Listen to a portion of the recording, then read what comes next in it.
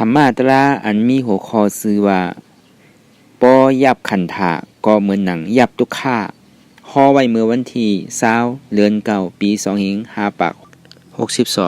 ที่วัดอนันตาวิปัสสนากรรมฐานกัดกู่เวงตนตี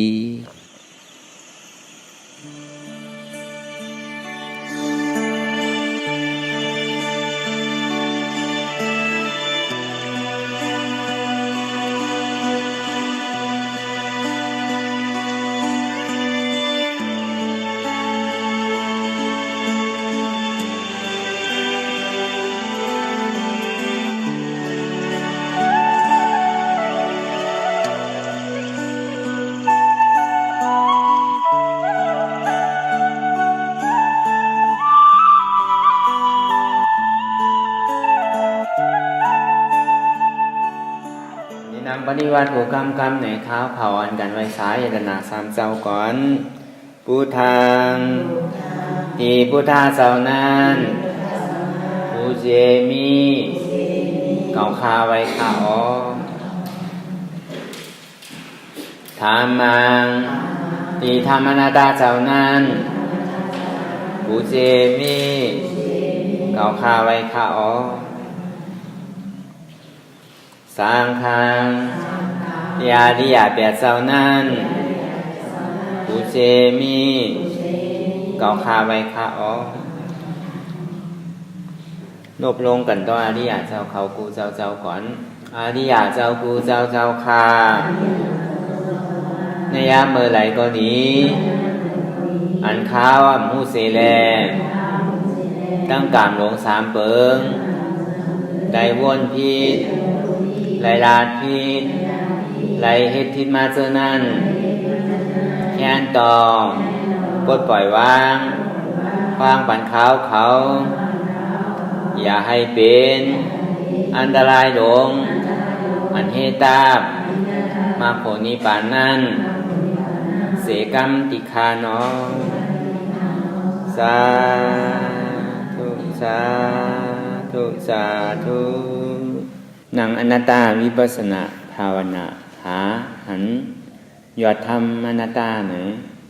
รับหูเนอเปิดวิญญาณปิญญารับตาเนอเปิดตาญาณปิญญาอยากตัวที่มันนอวิญญาณใส่เดียนผู้นั่นเนี่ย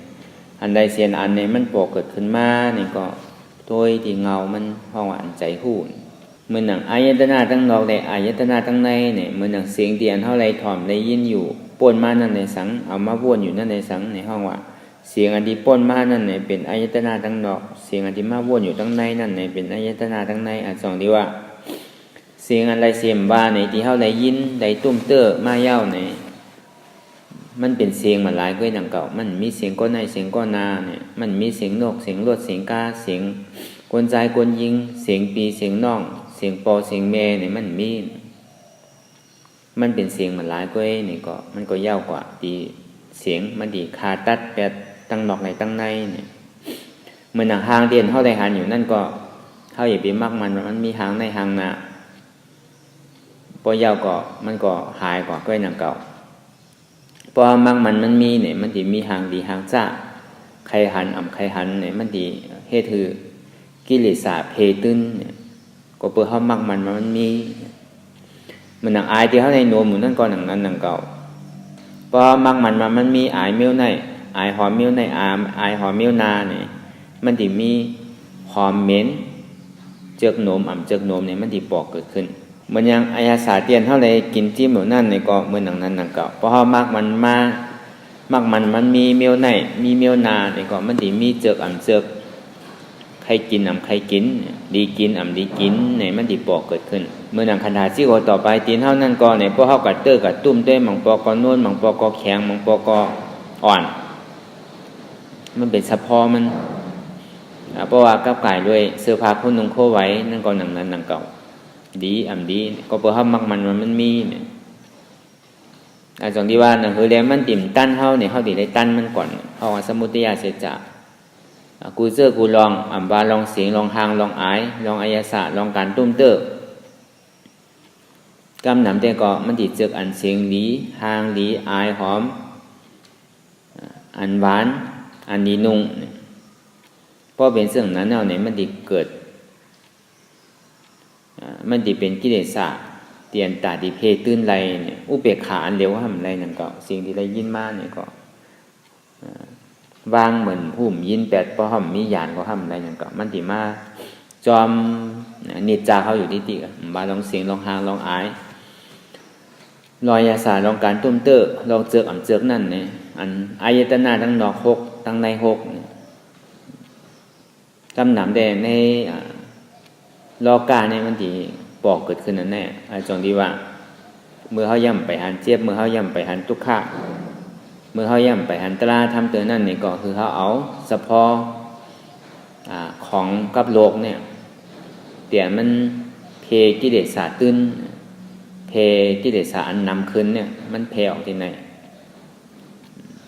เพราะเพออกในกรรมกุ่งที่เสียงที่หางที่อายที่อายาสาที่การตุ้มเตอร์ไพ่มันเนี่ยมันลูกที่ไหลมาล่ะไพ่มันลูกที่มาเสียงหลีหางหลีอายหอมดีกินดีนุ่งดีเตอร์เจิกหนาไพ่อันที่ให้เธอเขาเกิดแก่เจ็บตายตั้งหลังปนมาหูกระหือยาวกว่าต่อในกว่าทางกระหือกลมหูอันเนี้ยมันให้เธอเขาเปลี่ยนอยู่ที่ไหนที่ติ๊กเนี่ยนิจจาเขาอยู่เสียนั่นเมื่อไรแหละพอหูตันมันกว่ากูเจอกูลองที่มันปอกเกิดขึ้นมานั่นเสียงดีอันเท่าไรยินอยู่นั่นก็มันเป็นเสียงเหมือนหลายก้อยเนี่ยมันอุเปิงพองมันไรเนี่ยมันเป็นอนัตตาสะพอหางเทียนได้หันอยู่นั่นก็มันกว่าเป็นหางเหมือนหลายก้อยหนังเก่าอุเปิงพองมันไรเนี่ยมันเป็นอนัตตาสะพอเนี่ยอายเทียนเท่าไรโนมอยู่นั่นก็มันมีอายเมนอายหอมมันเป็นอายมันหลายแก่อายนั่นก็มันเป็นเฉพาะอนัตตาบาไรอุเปิงพองมันไรเป็นอนัตตาอายสาเทียนเท่าไรกินอยู่นั่นก็มือหนังนั้นหนังเก่าพอใส่ทั้งเนื้อก็ลงทั้งไตก็หนังเก่ากินเปลือยอยู่ใจว่าอยู่เปลือยกินเนี่ยอันนี้ก็มันเป็นอนัตตาเฉพาะเนี่ยเมื่อหนังที่เสื้อผ้าคนนุ่งโคไว้ตีการเฮาตุ้มเตื้อไว้อันโอนอันแข็งนั่นอันนั้นก็เป็นเฉพาะทัดลิ้นเตียนเฮาไรนุ่งอันห่มอันทับอันตับไว้นั่นเนี่ยก็มันเป็นปุนตาดีนุ่งอันหวยอันทางอันซ่าอันทับตับไว้ก็หนังเก่าเนี่ย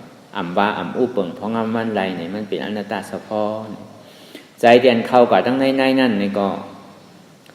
เจอเจอเนี่ยมันมีกูเจอกูลองที่มันปกเกิดขึ้นนั่นไหนมันเป็นอนัตตาเฉพาะเนี่ย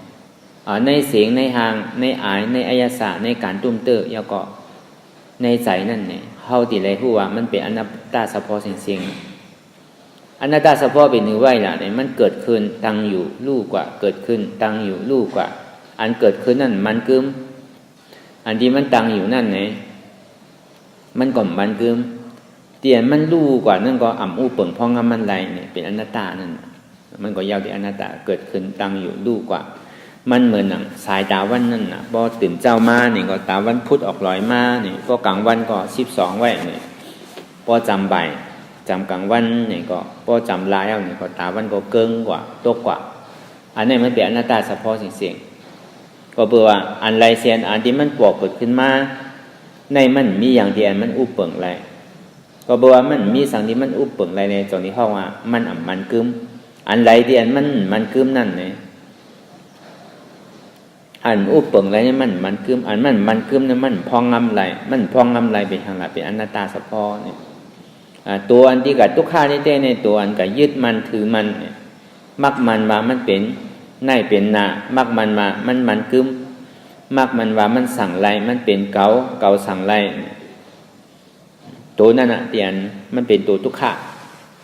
ตีเต้เนี่ยมันเป็นสภาวะของมันเหมือนอย่างเขาว่ามาเสียงหางอายอายสะ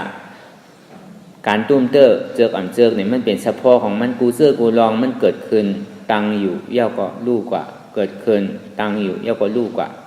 ในมันเป็นเฉพาะที่มันเหตุการณ์เป็นลู่เป็นลู่อยู่ที่เต้เนี่ยก็เป็นเอาลู่ก็เป็นเอาลู่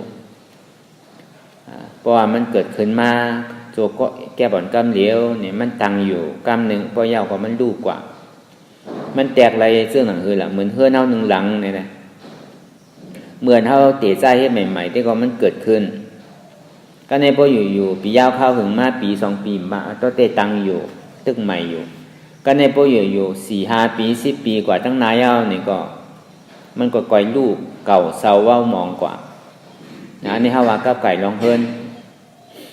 ลองที่อยู่ที่เศร้าเฮาเนี่ยเหมือนหนังน้ำดินหินผาเหมือนหนังต้นไม้ต้นตอกนั่นก็หนังนั้นหนังเก่าเมื่อก่อจ้าเฮากับ ปลูกนั่นเนี่ยมันเกิดขึ้นเนี่ยก็ในมันตั้งอยู่ก็นำก็มันก็มีอายุมันนั่นน่ะ40ปี50ปีตึกแก่นตึกแข็งพออยู่พอ60ปี70ปีลงตั้งแต่ยาวนี่ก็เป็นปลูกกินหมดกินเนี่ยอยู่ก็กินเดือกันรอดมันนั่นน่ะพอยาวก็ตายไปเลยต้นไม้ก็หนังนั้นหนังเก่ากูเจอกูลองมันมีการเกิดขึ้นตั้งอยู่ยาวก็รู้กว่าตอนหนังในโลกาโลกของเฮาก็หนังกันหนังเก่ามันมาก่อจ้าตั้งก็เหมือนหนังเม็ดผักตบนี่นั่นน่ะมันมาตั้งไว้มันเกิดขึ้นมาอยู่ก็สภาวะธาตุดินน้ำลมไฟมันมาจู้กันเนี่ยก็ค่อยๆใหญ่ขึ้นติ๊กๆอ่ะพอเป็นเรื่องนั้นแล้วเนี่ยก็พออยู่มันอิ่มมันเต็มมายาวเนี่ยก็มันสำลีลูกกว่าหนังเก่าจนที่ว่ามันมีกูเจอกูลองในสัจจะว่าตั้งบ่ตั้งเสียงในเนี่ยมันมีการเกิดขึ้นตั้งอยู่ยาวก็ลูกกว่าเกิดขึ้นตั้งอยู่ยาวก็ลูกกว่าอันนั้นนะมันเป็นเฉพาะอนัตตาอัมบาอะไรอันไรเสียนอันมันเป็นอนัตตาจริงๆอัมบาลองกูเจอกูลองเพราะเฮาหมอวนเนี่ยก็มันมีอย่างที่มันกึมไหล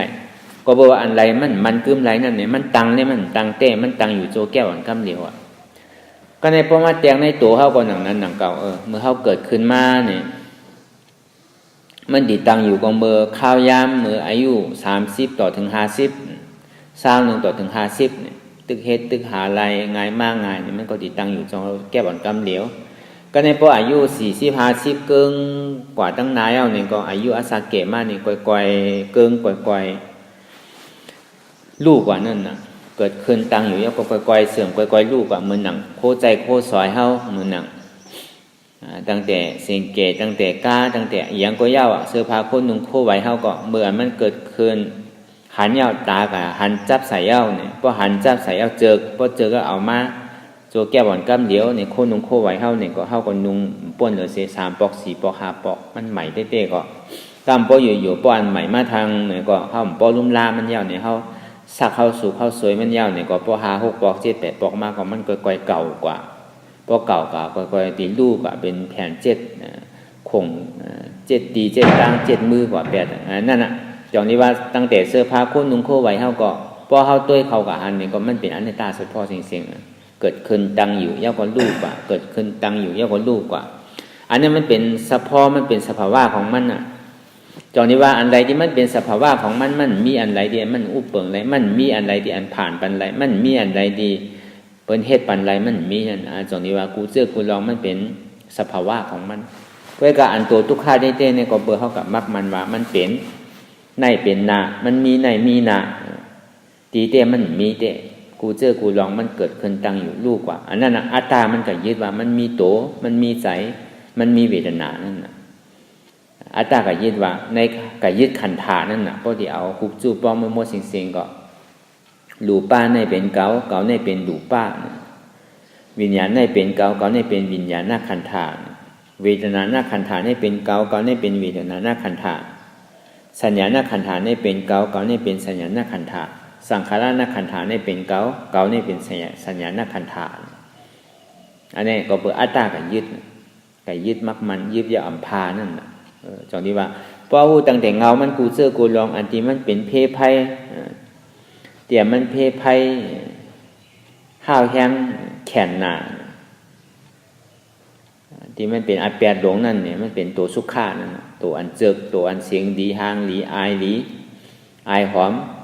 อายสาอันดีการตุ้มเตอร์เสื้อผ้าโคนุ่งอันไวอันดีเนี่ยอันเนี้ยมันเป็นไพมันเป็นไพหลงที่อันมันเป็นตาดีเพตื้นกิเลสาหลงนั่นจนที่ว่าเขาคู่กับกูเจอกูลองว่าตั้งโมตั้งเสียงตั้งแต่ที่เขาต่อไปตีแน่เนี่ยมันเป็นอนัตตาเฉพาะจริงๆจนที่ว่าอนัตตาเฉพาะนี่มันลึกก็เบอร์สั่งเนี่ยมันลึกล่ะก็เบอร์ว่า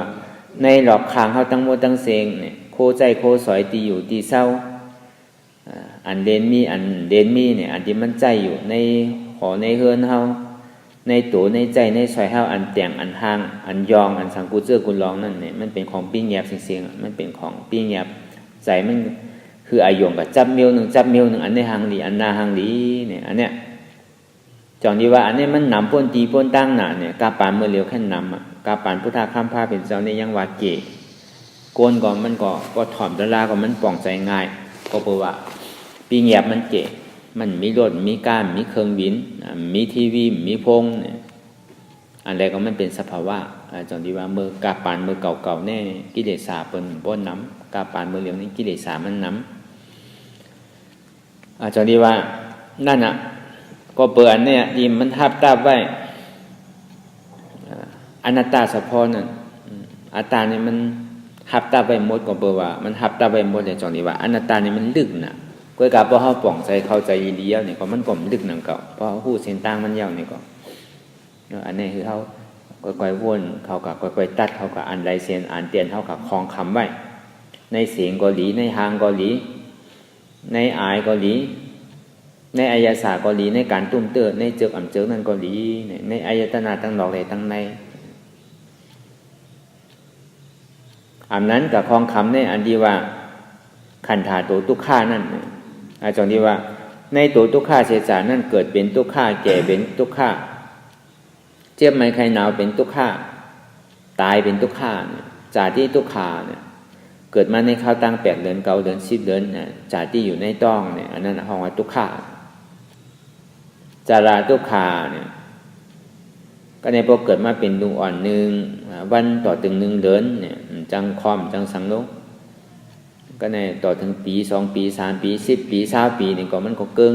ก็หาตั้งแก่พอแก่มาอายุอาศักแก่เฒ่าแก่มานี่ก็จังว่าพอ45 60มาก็ลูกหยาบนางหยาบไปหยาบมาอันนั้นน่ะห้องจาราทุกขาแผดที่ปิทุกขานี่ก็ก้าวไกลด้วยอาหารตั้งกินของเฮานั่นก็เป็นแผดที่ปิทุกขาเป็นเจ็บไม่ไข้หนาวอยู่ดีกินบ้านมรณะปิทุกขานี่ที่ตายนี่ก็เป็นทุกขามันจะตายลีๆอันนี้ในจาที่จาราแผดที่มรณะในเป็นตัวทุกขาเสียจาก็ในทำปิเยหิวิปโยโกทุกโขอปิเยหิวิปโยโกทุกโขเนี่ยใครได้ของที่อันเท่าไรนั่นเนี่ยก็เป็นทุกขาใครได้ของดีอันไรอยู่เนี่ยซ้ำเป็นทุกขาได้ผาดคนดีอันหักนั่นก็เป็นทุกขาซ้ำใดอยู่จำก้นดีอันเหลือกำวายหยาบหนาเนี่ยก็ทำเป็นทุกขาเนี่ยนั่นก็เนี่ยพอมาหุบจู่พอมามัวเสียงเนี่ยก็อันทุกขานั่นเป็นห้องว่าปัญจขันธาขันธา5 เปิงในทุกขาที่สุดเนี่ย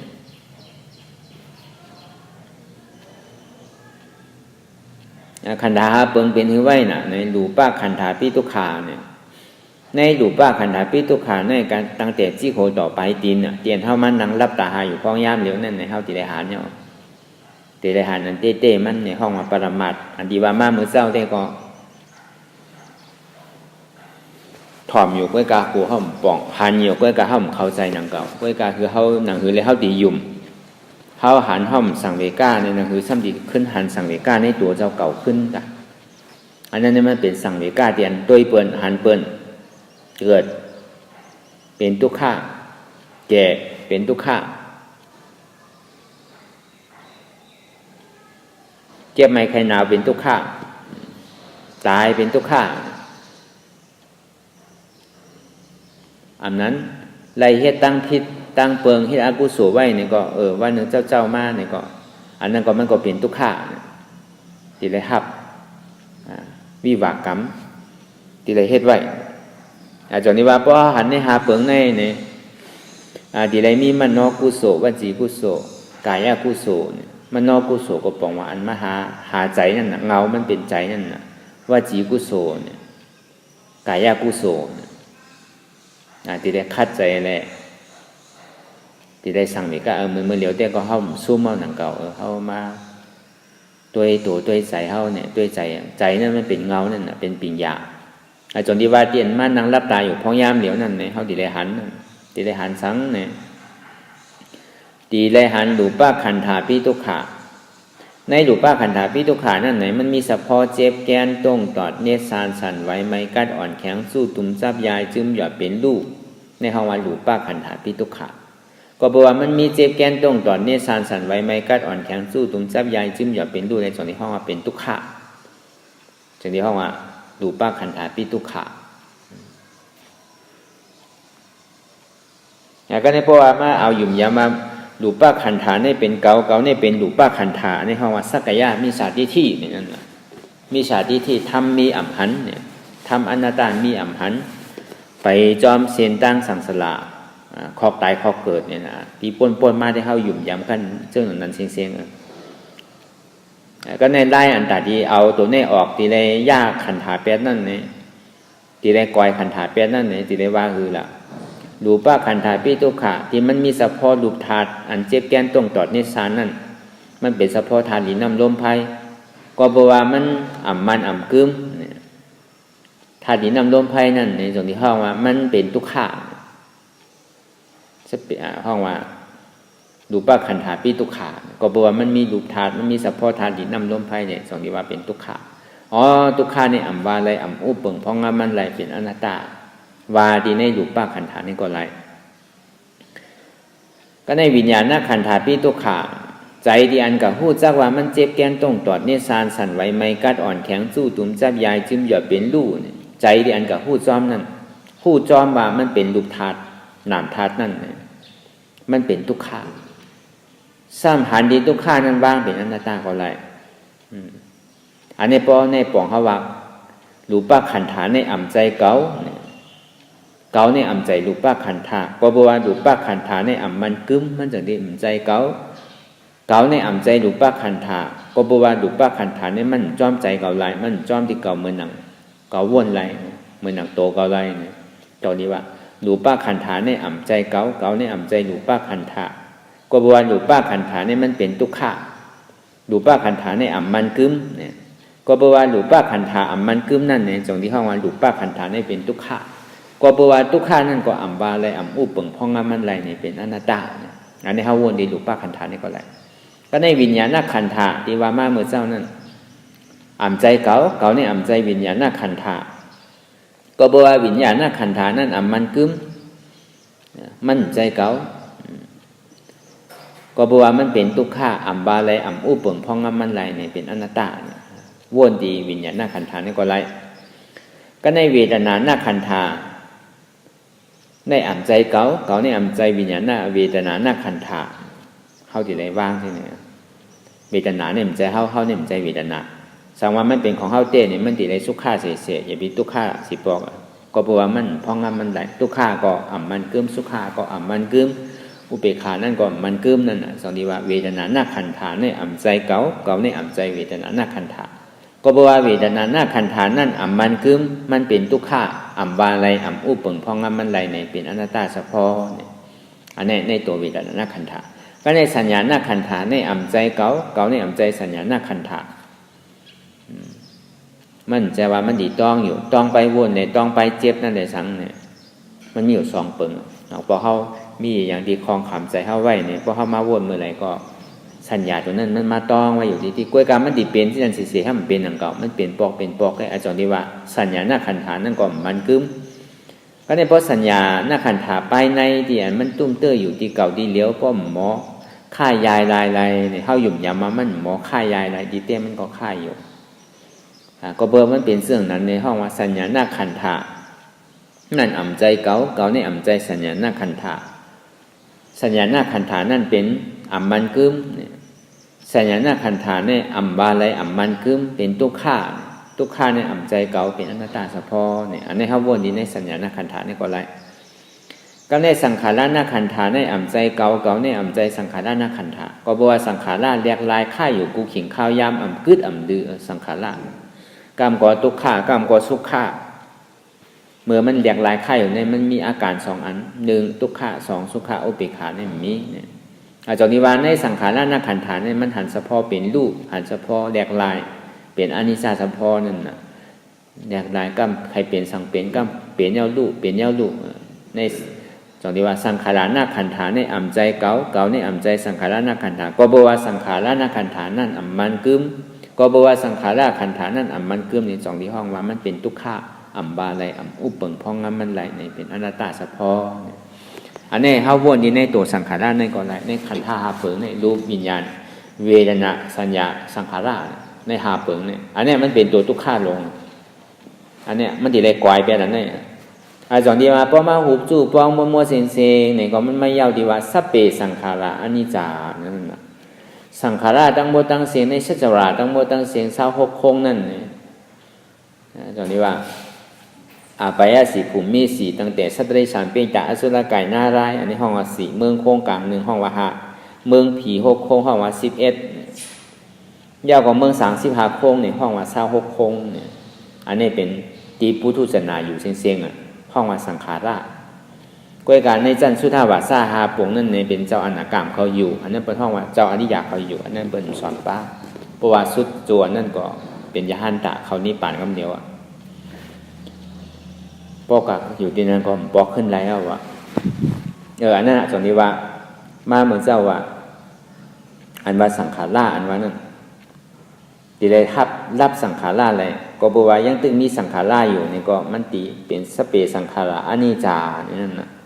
ตีเต้มันก็สังขาราตั้งโมตั้งเสียงนั่นเนี่ยมันคือหมู่เย้าอ่ะมันเปลี่ยนเย้าลูกมันเปลี่ยนเย้าลูกก็ให้กับเขาสัมพันธ์เขาสัมยุมยามว่าสังขารานี่มันกึ้มไหนนั่นนะเขาสัมยุมพียุมผ้ายุมสังอันนี้อันนามนั่นนะเขาสัมยุมพระรานั่นนะพระราสัมว่ามันกึ้มเนี่ยเขาสัมว่ามันกึ้มไหนนั่นนะสังขาราสังขารานี่เป็นเก่านี่เป็นสังขารามันเป็นฮือลาเนี่ยเหมือนเอาให้กู้โสตั้งลีตาหน้าศีลาสมถะภาวนาใคร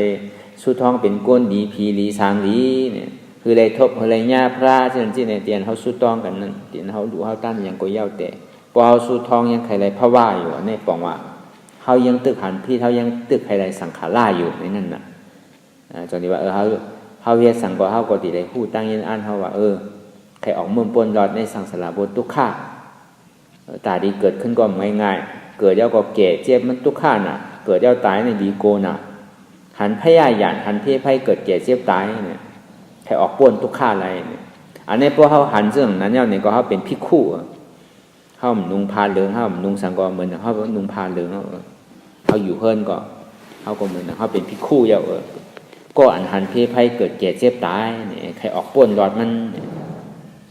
อันนั้นอ่ะ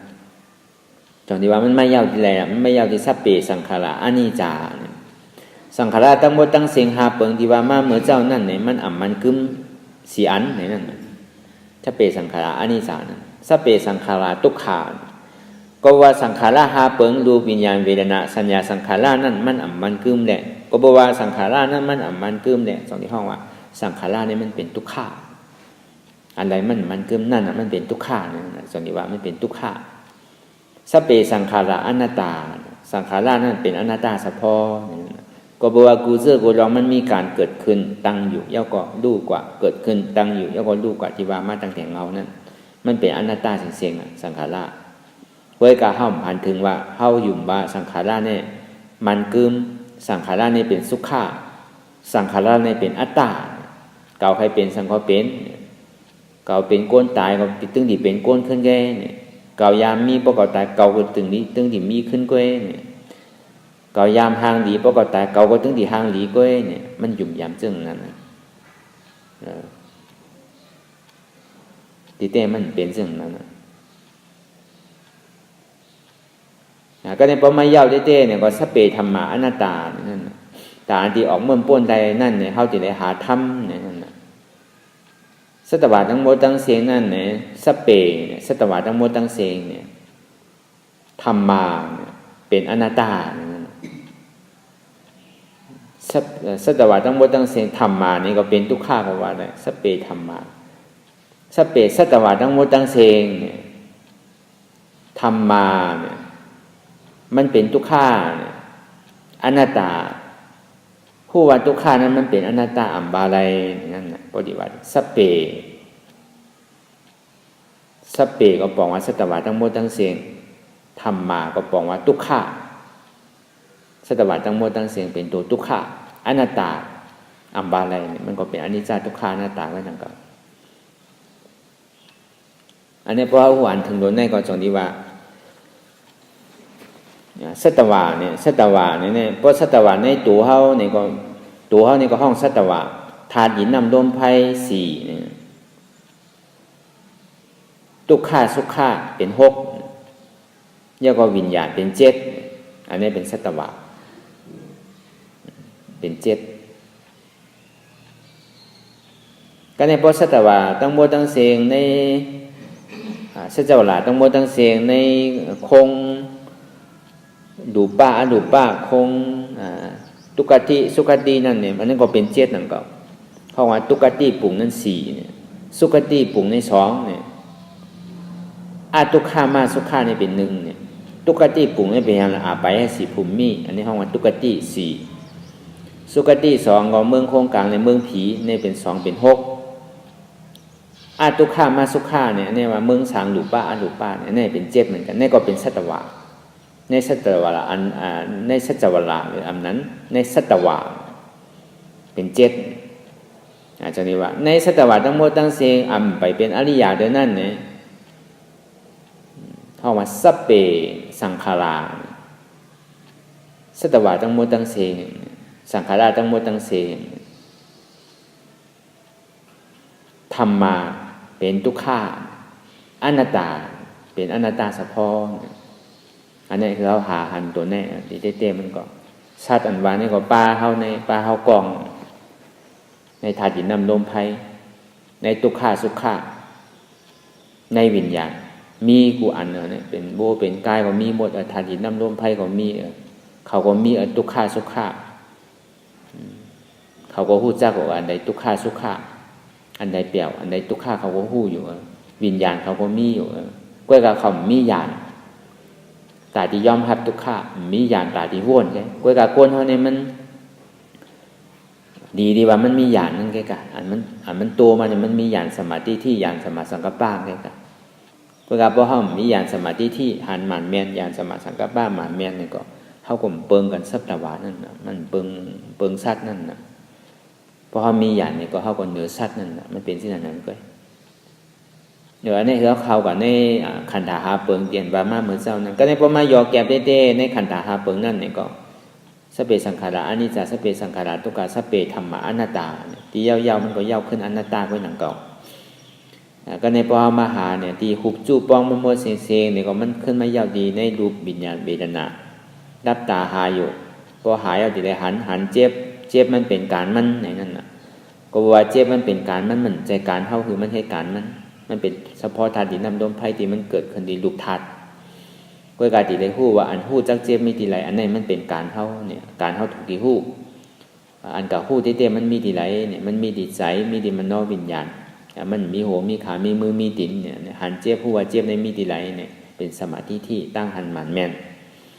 ยอมรับทุกขาขานใจว่างคือเป็นอนัตตาอะไรเนี่ยยอมรับทุกขาขานใจก็บอกว่าให้อยากห้ามที่ได้ยอมรับตัวมันกึ้มใจมันกึ้มสังขาราทั้งหมดทั้งสิ่งในรูปวิญญาณเวทนาสัญญาสังขารานั้นมันกึ้มก็บอกว่าในปัญจขันธะหาเปิงในมันกึ้มในสองนี้ว่ามันเป็นทุกขาหลงนี่คือยอมรับทุกขาก็ในกำนึงสุดมาเนี่ยก็ทุกขานั่นก็มันกึ้มหนังเก่าในเป็นอนัตตาเนี่ยอันนี้ยอมรับทุกขาทั้งยอมรับทุกขาซ้ำที่ได้ผู้หันถึงว่าทุกขานั่นก็มันกึ้มหนังเก่าเพราะอันมันกึ้มเนี่ยก็ที่ได้เป็นอนัตตานั่นอันนี้จาทุกขาอนัตตาเนี่ยก็มันก็เหตุการณ์การไล่เร็วก็เร็วอาจารย์นี้ว่าหันเจ็บหัวเจ็บในมีดีไรสมาธิที่ยอมรับทุกขาขันใจว่างเป็นอนัตตาเลยในเป็นปัญญาสมาสังกัปปะก็ในพอมายอแก็บเต้เนี่ยก็มีสองตัวนั่นหันผู้หันทุกขาผู้ว่าทุกขาเป็นอนัตตาหันสังหันเจ็บผู้สังหัวเจ็บเป็นอนัตตาอันเท่าวนอนัตตานั่นก็เข้าติเลยหันทุกขาอันเท่าวนอนัตตาเนี่ยก็เข้าติเลยหันเจ็บนี่ครับก็คนไหนวนยาวๆเข้ายามหืออย่าไปว่าไพ่อย่าไปว่าเทิงหันวนหันให้มันเพ่งเป้งกันกว่านะเมื่อเขาวนเมื่อเขาว่างนั่นก็เขาก็อย่าไปดึงอย่าไปต้งอย่าไปค่ายอย่าไปไล่สู้ต่อคือเจ็บนั่นพอสุดเสียงเกียงหายกว่าสู้ทุกข้านั่นพอสุดเสียงเกียงหายกว่าอย่าไปคือมันเด้ออย่าไปคือมันข้างมันขำเนี่ยตัวเองก็เจ็บมันปอกเกิดขึ้นมาเนี่ยก็ปอกเกิดขึ้นที่โตก็มั่นใจโตเก่ามันมันกึ้มก่อมอุปเปิงไล่เป็นอนัตตามาที่ใจพ่งผิวใจสุขซาก็ใจเนี่ยก็ใจเก่ามันกึ้มเป็นทุกข้าบาไลอนัตตาการในบอลมาเจ็บผ้าแห้งมันมาจู้เป็นอันหนึ่งอันเดียวเนี่ยก็มังปอกเนี่ยก็มันสุขข้าทุกข้าอุเบกขาสุขข้าเนี่ยก็มันกึ้มมันเป็นทุกข้าบาไลอนัตตาทุกข้าเนี่ยก็มันกึ้มมันกึ้มมันก็เป็นทุกข้าขึ้นเนี่ยก็บาไลเป็นอนัตตา